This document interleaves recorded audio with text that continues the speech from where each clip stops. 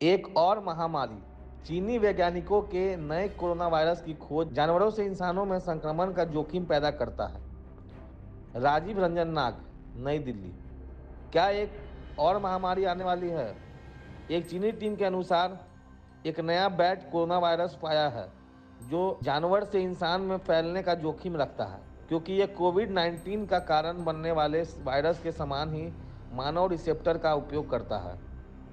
HKU5CoV2 नामक इस virus में कोविड-19 के लिए जिम्मेदार वायरस सार्स कोवर कोविड 2 के समान ही मानव रिसेप्टर का उपयोग पाया गया। मीडिया रिपोर्ट के अनुसार चीनी वायरोलॉजिस्ट की एक टीम ने एक नया बैट कोरोना वायरस पाया है जो जानवरों से इंसानों में फैलने का जोखिम रखता है। भारत सरकार ने इस बारे में अभी कोई आधिकारिक प्रतिक्रिया नहीं दी है।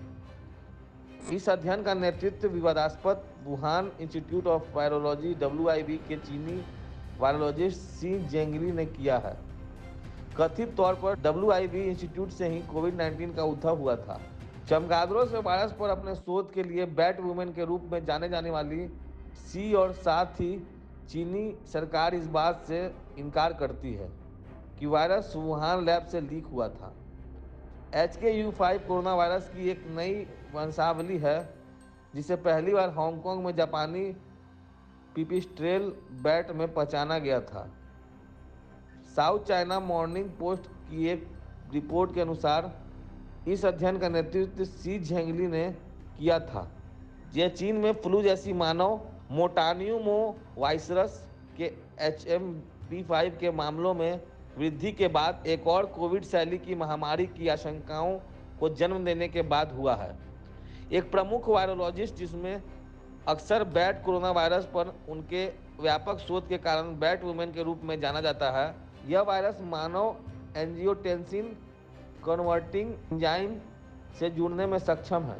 वहीं रिसेप्टर जिसका उपयोग SARS-CoV-2 वायरस द्वारा किया जाता है जो कोविड-19 का कारण बनता है, कोशिकाओं को संक्रमित करने के लिए है।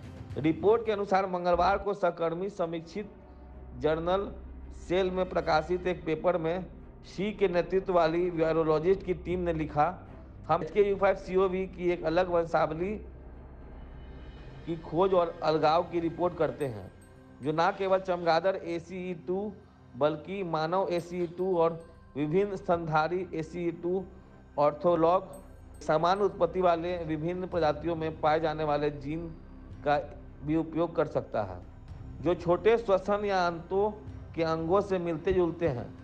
इस महीने की शुरुआत में चीन ने कहा है कि वुहान में उसका बायोलैब जिस पर वैश्विक महामारी का कारण बनने वाले कोविड-19 को लीक करने के आरोप लगे थे, कभी भी कोरोना वायरस पर गेन ऑफ फंक्शन स्टडीज में भाग नहीं लिया। आरोप है कि UCAID ने संक्रामक रोग के अध्ययन को वित्त पोषित किया है। गेन ऑफ फंक्शन रिसर्च एक ऐसा मेडिकल रिसर्च है जो आनुवांशिक रूप से किसी जीव को इस तरह से बदलता है जिससे जीन उत्पादों के जैविक कार्यों को बढ़ाया जा सके। चीन के विदेश मंत्रालय के प्रवक्ता गुओ जियाकुन ने कहा, चीन ने एक से अधिक बार यह भी स्पष्ट किया है कि वुहान इंस्टीट्यूट ऑफ वायरोलॉजी ने कभी भी कोरोना वायरस के गेन ऑफ फंक्शन स्टडीज में भाग नहीं लिया है। उसने कभी भी कोविड-19 को डिजाइन बनाया या लीक नहीं किया है। वायरस की उत्पत्ति का पता लगने के मामले में चीन सभी प्रकार के राजनीतिक हेरफेर का दृढ़ता से विरोध करता है।